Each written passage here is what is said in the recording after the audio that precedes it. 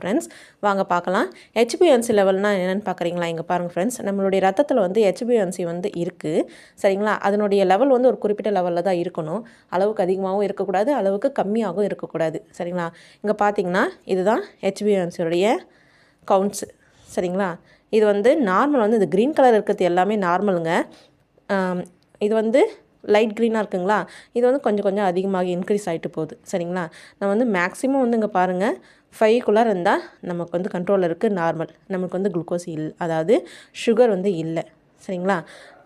இங்கே பாருங்கள், இது 6.5 7 7.5 இந்த ரெட் மார்க் ஃபுல்லாகவே வந்து உங்களுக்கு இந்த பாயிண்ட், அதாவது உங்களோட ப்ளட் டெஸ்ட் பண்ணும்போது 12 வரும்னு சொல்லுவாங்க. ஹெச்பிஎன்சி எவ்வளோ இருக்குன்னு பார்த்தா 12ன்னா உங்களுடைய குளுக்கோஸ் லெவல் வந்து எவ்வளோ இருக்குன்னா 345 வந்து இருக்கும் சரிங்களா.